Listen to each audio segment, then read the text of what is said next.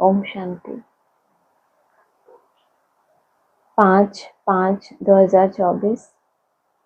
आज रिवाइज अव्यक्तवाणी है 15/11/99। हेडिंग है बाप समान बनने का सहज पुरुषार्थ, आज्ञाकारी बनो। बाप समान बनने का सहज पुरुषार्थ क्या बनो? आज्ञाकारी बनो।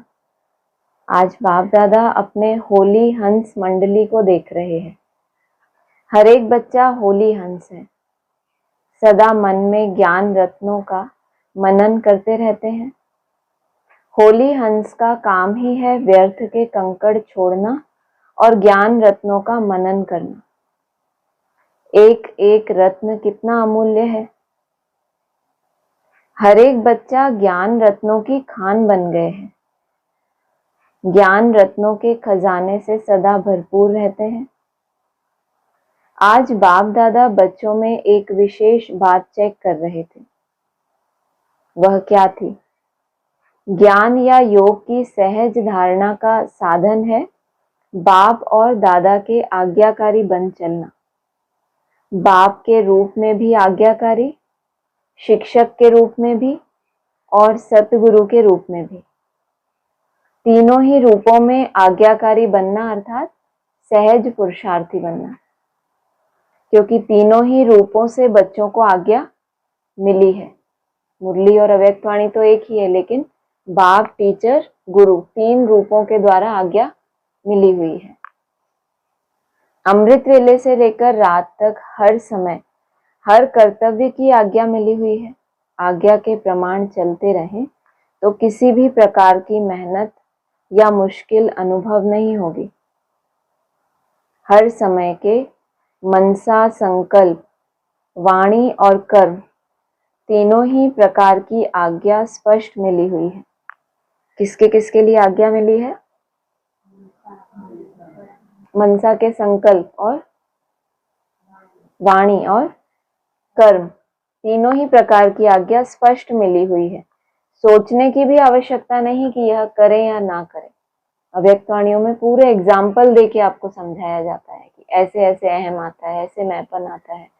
उदाहरण दे दे के बाबा आपको समझाते हैं। तो कितनी स्पष्ट आज्ञा है।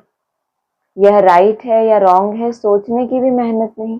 परमात्मा आज्ञा है ही सदा श्रेष्ठ। तो सभी कुमार जो भी आए हो, बहुत अच्छा संगठन है। तो हर एक ने बाप का बनते ही बाप से वायदे किए हैं। जब बाप के बने हैं तो सबसे पहले कौन सा वायदा किया?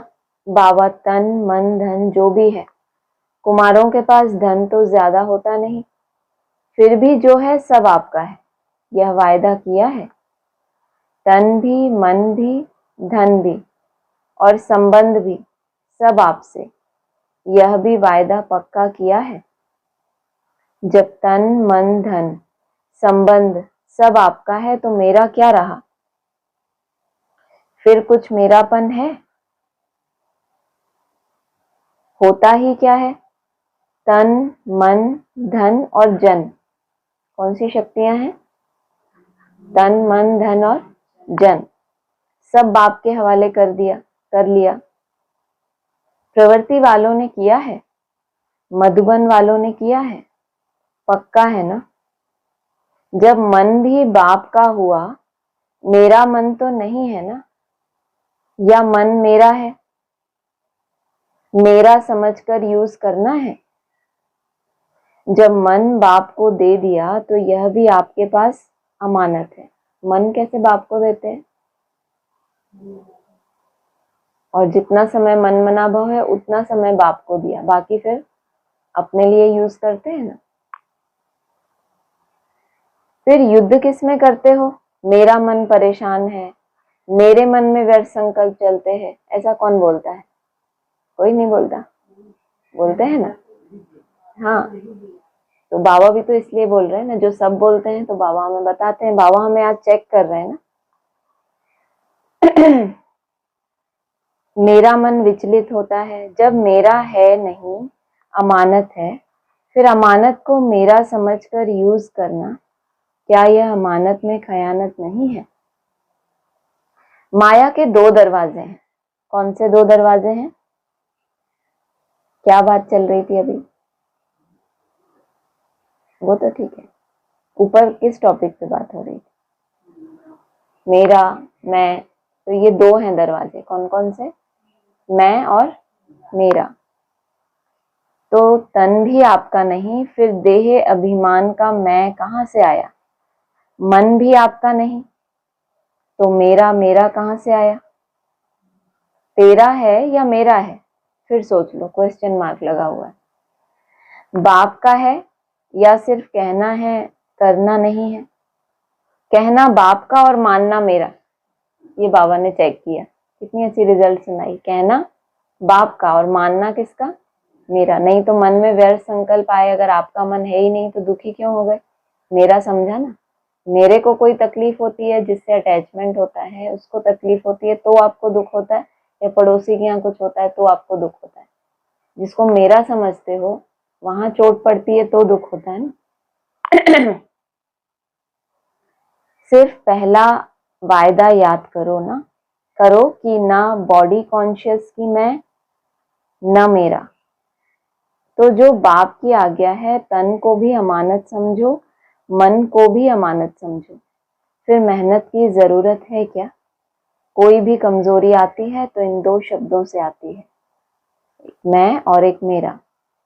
तो ना आपका तन, न बॉडी कॉन्शियस का मैं। मन में जो भी संकल्प चलते हैं, अगर आज्ञाकारी हो तो बाप की आज्ञा क्या है? पॉजिटिव सोचो, शुभ भावना के संकल्प करो। फालतू संकल्प करो, यह बाप की आज्ञा है क्या?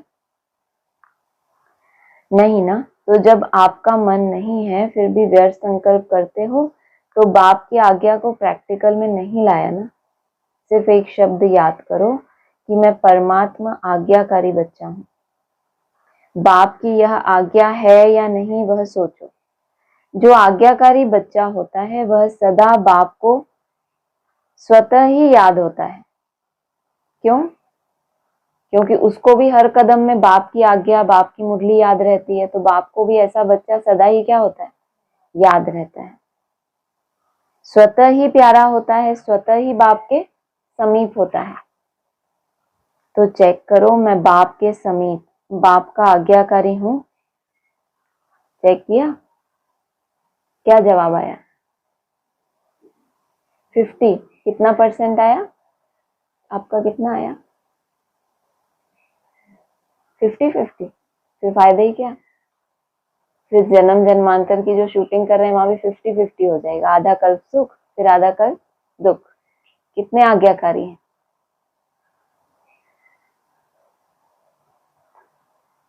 बाबा पूछ रहे हैं। एक ही आंसर आया, 50-50। आपको कुछ बोलना है? 75। 50-50। Very good. चेक करो, मैं बाप के समीप, बाप का आज्ञाकारी हूं। आप लोगों को कितना % मिला 100 में से? पूरा मिला? पूरा मिला? नहीं मिला? अच्छा। चेक करो, मैं बाप के समीप, बाप का आज्ञाकारी हूं। एक शब्द तो अमृत वेले याद कर सकते हो, मैं कौन? तो ये दिन भर में जो मैं और मेरा की समस्याएं आती हैं वो उठते से ही भस्म हो जाए। उठते से क्या संकल्प करो कि मैं कौन? आज्ञाकारी हूं, या कभी आज्ञाकारी और कभी आज्ञा से किनारा करने वाले। आज्ञा से किनारा कब किया जाता है?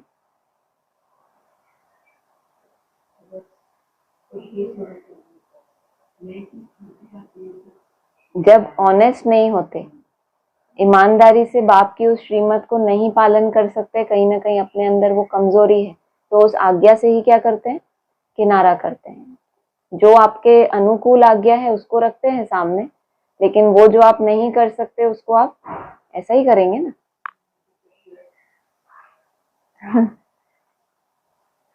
बाप दादा सदा कहते हैं कि किसी भी रूप में अगर एक बाबा का संबंध ही याद रहे, दिल से निकले बाबा, तो समीपता का अनुभव करेंगे। मेरा बाबा मीठा बाबा बोलते हो ना दिन भर में। फिर जब कभी दिल से निकलता है, बोला था ना कल, आप कहते हो मेरे बाबा, बाबा कहते हैं हे बच्चों, क्योंकि बहुत दिल से निकलता होगा तो रिस्पॉन्स भी आ जाता है। दिल से निकले बाबा तो समीपता का अनुभव करेंगे। मंत्र मुआफिक नहीं कहो, बाबा को पसंद नहीं है। कैसे बोलना? दिल से, माने मुख से अंदर ही अंदर जो व्यर्थ आता है उसको मिटाने के लिए करते तो हैं, लेकिन मंत्र के रूप में ना हो। मंत्र मौफिक नहीं कहो बाबा बाबा, वह राम राम कहते हैं और आप क्या कहते हो? तो अंतर तो कुछ होना चाहिए ना। लेकिन दिल से निकले बाबा। हर कर्म करने के पहले चेक करो कि मन के लिए, तन के लिए या धन के लिए बाबा की आज्ञा क्या है। कुमारों के पास चाहे कितना भी थोड़ा सा धन है, लेकिन जैसे बाप ने आज्ञा दी है कि धन का पोता मेल किस प्रकार से रखो, वैसे रखा है या जैसे आता है वैसे चलाते हो?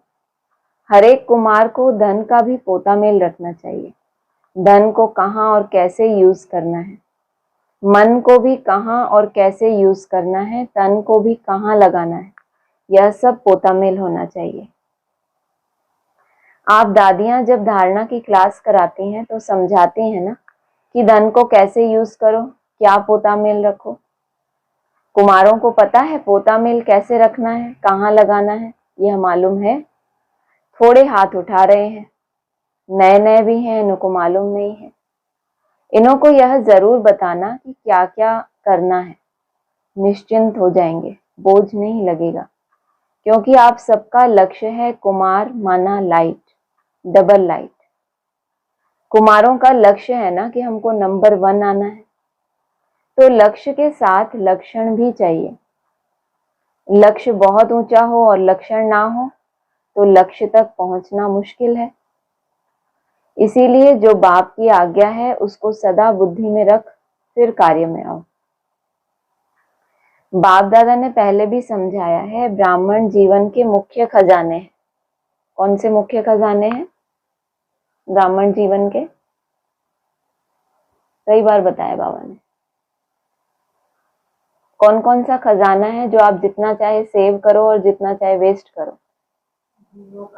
समय का और संकल्प का और श्वास, 3 बताए बाबा ने। आपके श्वास भी बहुत अमूल्य है, एक श्वास भी कॉमन नहीं हो।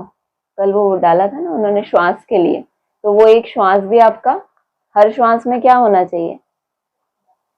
बाबा की याद। बोले ना श्वासोश्वास बाप को याद करो। आपके श्वास भी बहुत अमूल्य है, एक श्वास भी कॉमन नहीं हो, व्यर्थ नहीं हो। भक्ति में कहते हैं श्वासों श्वास अपने इष्ट को याद करो। श्वास भी व्यर्थ नहीं जाना चाहिए। ज्ञान का खजाना, शक्तियों का खजाना यह तो है ही, लेकिन मुख्य यह तीनों खजाने, संकल्प, समय और श्वास।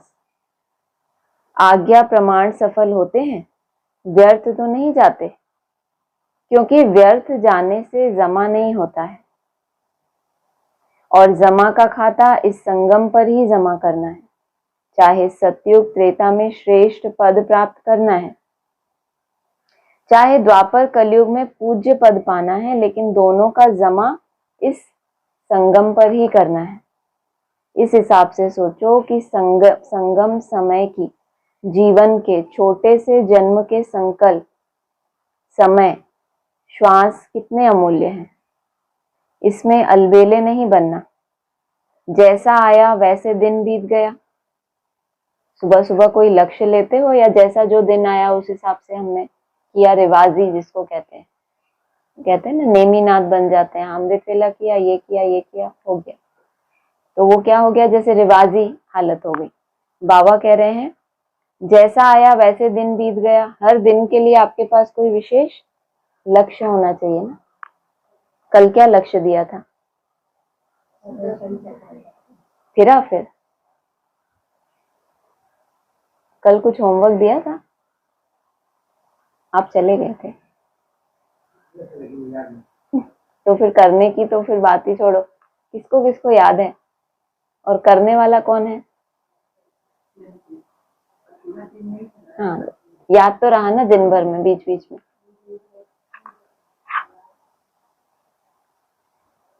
पहले तो ये होमवर्क देंगे कि अगले दिन तक याद किसको रहता है, करने का तो फिर बहुत दिक्कत वाली बात है। दिन बीता नहीं, लेकिन एक दिन में बहुत बहुत गवाया। अगर ऐसे ही आपका दिन बीत गया तो वो बीता नहीं है। अगर आपने उसको अपने हिसाब से सफल नहीं किया, बस वो बीत गया कुछ ना कुछ इधर उधर, तो एक दिन में भी बहुत बहुत गंवाया। जब भी कोई फालतू संकल्प या फालतू समय जाता है तो ऐसे नहीं समझो कि चलो 5 मिनट गया। इतना टाइम तो हम अपने आप को देते हैं ना, 5 मिनट 10 मिनट, कि इससे क्या होता है। चलो 5 मिनट गया, बचाओ, समय अनुसार देखो प्रकृति अपने कार्य में कितनी तीव्र है। कुछ ना कुछ खेल दिखाती रहती है। आज ऐसा कर पाओगे कि 5 मिनट भी अपने मन की इच्छा से वेस्ट नहीं करूंगी, चलो थोड़ा इधर उधर टाइम वेस्ट, ऐसा कर सकते हो? कोई टाइम वेस्ट नहीं, लगे ना लगे, लेकिन व्यर्थ में टाइम वेस्ट हमारा हो ही ना। अपने आप को फ्री नहीं छोड़ना। मन किसका है? आज के लिए प्रैक्टिस करनी, अपने हिसाब से नहीं। समय अनुसार देखो प्रकृति अपने कार्य में कितनी तीव्र है। कुछ ना कुछ खेल दिखाती रहती है, कहाँ ना कहाँ खेल दिखाती रहती है, लेकिन प्रकृति पति ब्राह्मण बच्चों का खेल एक ही है। कौन सा? उड़ती कला का। तो प्रकृति तो खेल दिखाती है, लेकिन ब्राह्मण अपनी उड़ती कला का खेल दिखा रहे हैं। प्रकृति तो इन 5 तत्वों में बंधी हुई है। जब हम उड़ते हैं तो तत्वों से तो ऊपर ही हो जाते हैं ना। कोई बच्चों ने बाप दादा को उड़ीसा के समुद्री तूफान की रिजल्ट लिखकर दी कि यह हुआ यह हुआ, तो वह प्रकृति का खेल तो देख लिया, लेकिन बाप दादा पूछते हैं कि आप लोगों ने सिर्फ प्रकृति का खेल देखा या अपनी उड़ती कला के खेल में बिजी रहे, या सिर्फ समाचार सुनते रहे? समाचार तो सब सुनना भी पड़ता है, परंतु जितना समाचार सुनने में इंटरेस्ट रहता है उतना अपनी उड़ती कला की बाजी में रहने का इंटरेस्ट रहा? जब कोई समाचार देखते हो तो ये चेक करो कि वो समाचार सुनने में ही इंटरेस्ट गया या उसको बेहद में लेके आपने अपनी उड़ती कला की तैयारी की। कई बच्चे गुप्त योगी भी हैं। ऐसे गुप्त योगी बच्चों को बाप दादा की मदद भी बहुत मिली है, ऐसा नहीं कि मिलेगी। ऐसे बच्चों को बाप दादा की मदद बहुत मिली है, और ऐसे बच्चे स्वयं भी अचल और साक्षी रहे। पता कैसे चला मदद मिली? ऊपर क्या बात की? कौन से समाचार की? उड़ीसा के तूफान की बात की ना? नहीं सुना? तो वो जो समाचार देखते हैं वो सब कोई उसी में बह गए, कोई की अवस्था, तो उसमें कोई ऐसे गुप्त योगी भी थे जिनको बाप दादा की मदद मिली। तो पता कैसे चला? साक्षी रहे, अचल रहे। जब उनका पेपर हुआ ना, जब प्रकृति की हलचल हुई, तभी अपनी अचल स्थिति का पता चले। आप सोचो पेपर ही कोई ना हो, विघन ही कोई ना आए, तो माया भी आती है तो क्या करती है? आपको आपका मुखड़ा दिखाती है कि आपके अंदर कहीं भी अहंकार ना पल जाए। तो अच्छा ही है ना, और ज्यादा मेहनत करेंगे या फिर उससे हार के बैठ जाएंगे। तो कोई कोई बच्चों की गुप्त मदद मिली है। ऐसे बच्चे स्वयं भी अचल साक्षी रहे और वायुमंडल में भी समय पर सहयोग दिया। जैसे स्थूल सहयोग देने वाले, चाहे गवर्नमेंट चाहे आसपास के लोग, सहयोग देने के लिए तैयार हो जाते हैं, ऐसे ब्राह्मण आत्माओं ने भी अपना सहयोग, शक्ति, शांति देने का, सुख देने का जो ईश्वरीय श्रेष्ठ कार्य है वह किया। जैसे वह गवर्नमेंट ने यह किया, फलाने देश ने यह किया, फौरन ही अनाउंसमेंट करने लग जाते हैं। तो बाप दादा पूछते हैं, आप ब्राह्मणों ने भी अपना यह कार्य किया? आपको भी अलर्ट होना चाहिए। स्थूल सहयोग देना यह भी आवश्यक होता है, इसमें बाप दादा मना नहीं करते, लेकिन जो ब्राह्मण आत्माओं का विशेष कार्य है, जो और कोई सहयोग नहीं दे सकता, ब्राह्मण भी हद का स्थूल सहयोग भी देते हैं ना। ऐसी कोई प्राकृतिक आपदा होती है तो सेंटर से बहुत सहयोग जाता है। बाबा कह रहे हैं ब्राह्मण आत्माओं का विशेष कर्तव्य क्या है कि जो सहयोग और कोई नहीं दे सकता वो आपको देना है। ऐसा जो ब्राह्मण आत्माओं का विशेष कार्य है, जो और कोई सहयोग नहीं दे सकता, ऐसा सहयोग अलर्ट होके आपने दिया, देना है ना। या सिर्फ उनको वस्त्र चाहिए, अनाज चाहिए, तो बहुत छोटी सेवा होगी, क्योंकि जिसका मन खुश है वो है असली। लेकिन पहले तो मन में शांति चाहिए ना, सामना करने की शक्ति चाहिए। तो स्थूल के साथ सूक्ष्म सहयोग ब्राह्मण ही दे सकते हैं, और कोई नहीं दे सकता है। तो यह कुछ भी नहीं है, यह तो रिहर्सल है। रियल तो आने वाला है। ये सब क्या है? सिर्फ रिहर्सल है, माना छोटे छोटे ट्रेलर हैं। रियल तो अभी आने वाला है।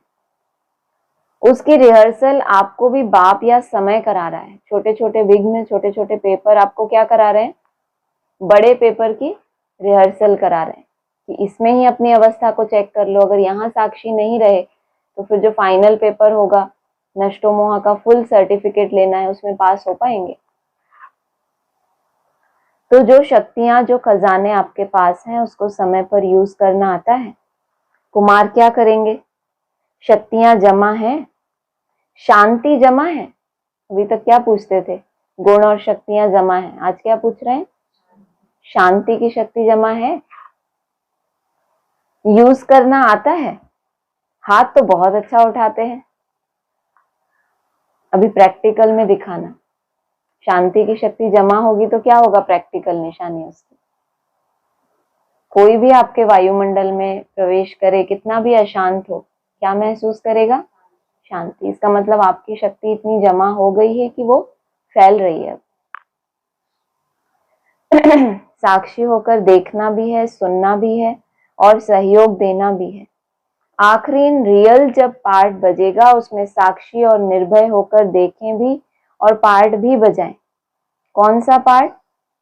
दाता के बच्चे दाता बन, जो आत्माओं को चाहिए वह देते रहें। तो मास्टर दाता है ना। स्टॉक जमा करो। जितना स्टॉक अपने पास होगा उतना ही दाता बन सकेंगे। अंत तक अपने लिए ही जमा करते रहेंगे तो दाता नहीं बन सकेंगे। अनेक जन्म जो श्रेष्ठ पद पाना है वह प्राप्त नहीं कर सकते। इसलिए एक बात तो अपने पास स्टॉक जमा करो। कौन सी बात? शुभ भावना और श्रेष्ठ कामना का स्टॉक सदा भरपूर हो। दूसरा, जो विशेष शक्तियां हैं, वह शक्तियां जिस समय जिसको जो चाहिए वह दे सको। कोई बहुत अशांत है, उसको शांति की शक्ति चाहिए।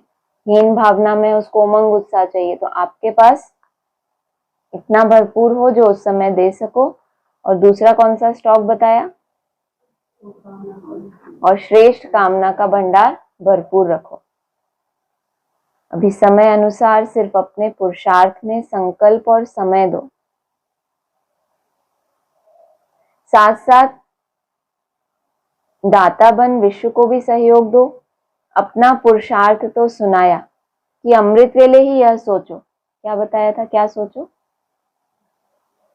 मैं आज्ञाकारी बच्चा हूं। हर कर्म के लिए आज्ञा मिली हुई है, उठने की, सोने की, खाने की और कर्मयोगी बनने की। ये 4 आज्ञाएं तो विशेष हैं आपकी दुनिया में। कौन सी?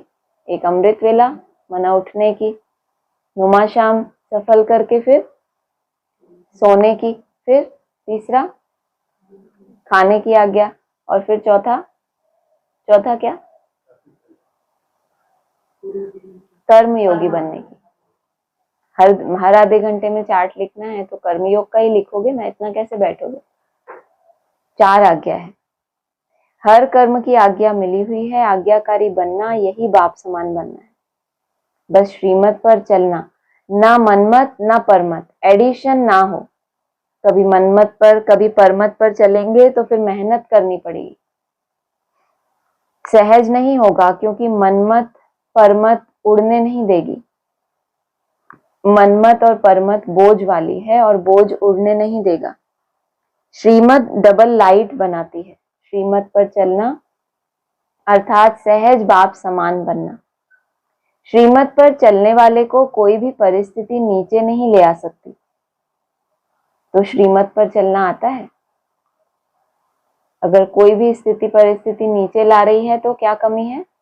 श्रीमत पर चलने में हमसे भूल हुई है। ऐसा नहीं हमने इतना अच्छा किया और माया ने हमें नीचे लाया, कहीं ना कहीं श्रीमत का उल्लंघन हुआ तो माया ने आपको नीचे पटका, ये बताने के लिए कि आपने उल्लंघन क्या उधर क्या है। पहली बार देखा?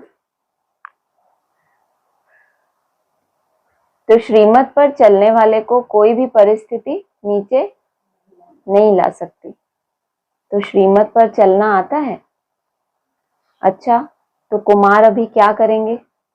निमंत्रण मिला, स्पेशल खातिरी हुई, देखो कितने लाडले हो गए हो, तो अभी आगे क्या करेंगे? रिस्पॉन्ड देंगे या वहां गए तो वहां के, यहाँ आए तो यहाँ के? ऐसे तो नहीं है ना। यहाँ तो बहुत मजे में हो, माया के वार से बचे हुए हो। ऐसा कोई है जिसको यहाँ मधुबन में भी माया आई हो? ऐसा कोई है जिसको मधुबन में भी मेहनत करनी पड़ी हो? सेफ हो, अच्छा है। बाप दादा भी खुश होते हैं। समय आएगा जब यूथ ग्रुप पर गवर्नमेंट का भी अटेंशन जाएगा, लेकिन तब जाएगा जब आप क्या बन जाओ? क्या ड्रिल कर रहे हो अभी? विघ्न विनाशक बन जाओ, तब जो गवर्नमेंट है उसका भी अटेंशन किसके पास जाएगा? यूथ ग्रुप के ऊपर। विघ्न विनाशक किसका नाम है? आप लोगों का है ना, आप सबका नाम है क्या? विघ्न विनाशक। वैसे किसका नाम है? विघ्नों की हिम्मत नहीं हो जो कोई कुमार का सामना करे, तब कहेंगे विघ्न विनाशक। दूर से ही माया को क्या कर दिया? खलास कर दिया। विघ्न की हार भले हो लेकिन वार नहीं करे, विघ्न विनाशक बनने की हिम्मत है। या वहां जाकर पत्र लिखेंगे, दादी बहुत अच्छा था लेकिन पता नहीं क्या हो गया। वो पता नहीं का ऊपर जवाब दे दिया ना। क्यों नीचे गिरते हैं? क्योंकि श्रीमत का कहीं ना कहीं उल्लंघन होता है। ऐसे तो नहीं लिखेंगे। यही खुशखबरी लिखो, ओके वेरी गुड विघ्न विनाशक हूं। 3 बातें, ओके, वेरी गुड और विघ्न विनाशक हूं। बस एक अक्षर लिखो, ज्यादा लंबा पत्र नहीं, ओके। अच्छा, मधुबन की भी विशेषता बाप दादा के पास पहुंच गई है। मधुबन वालों ने अपने चार्ट भेजे हैं, बाप दादा के पास पहुंचे हैं।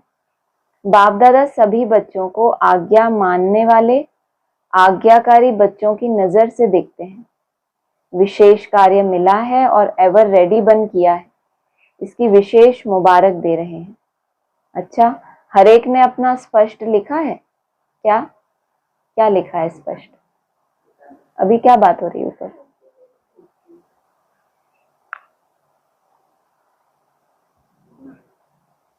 बहुत से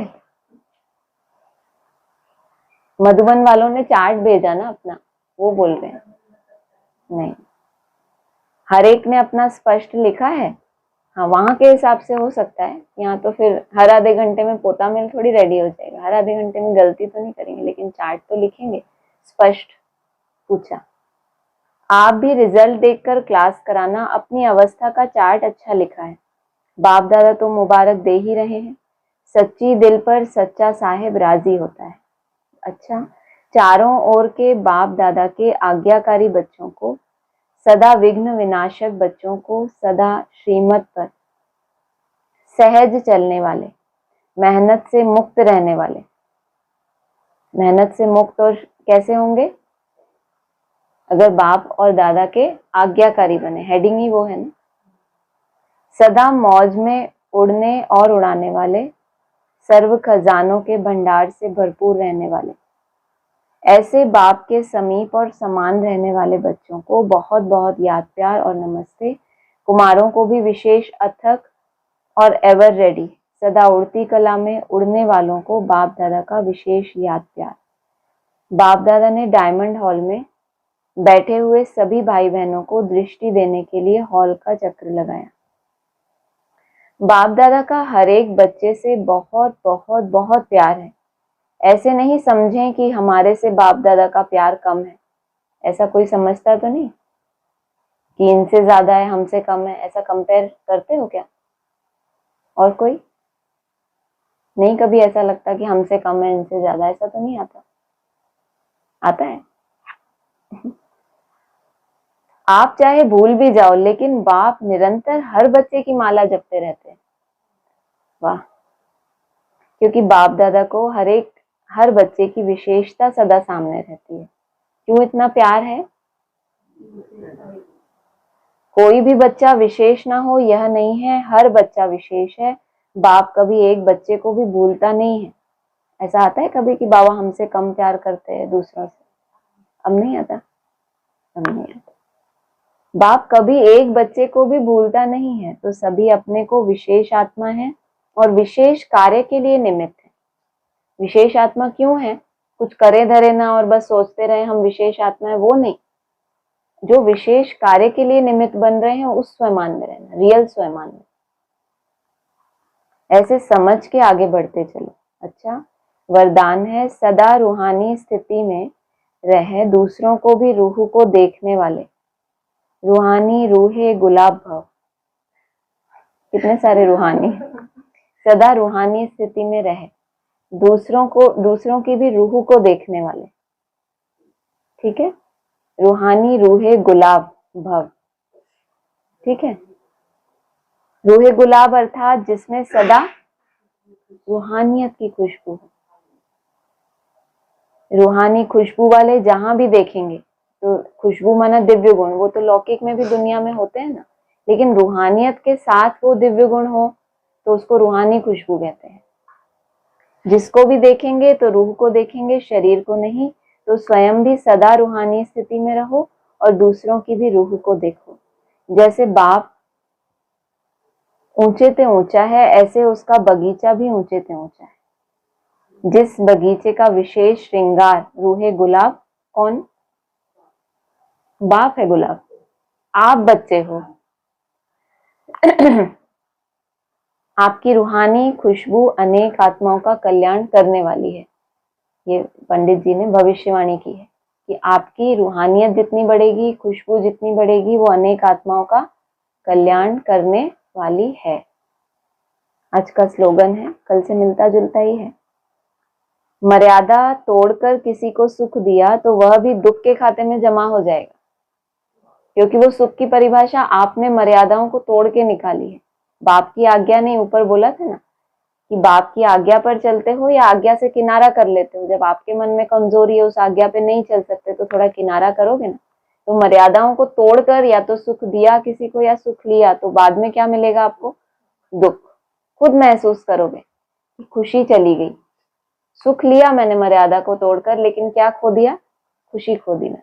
तो क्या हुआ? वो दुखी हुआ ना। अच्छा, ओम शांति।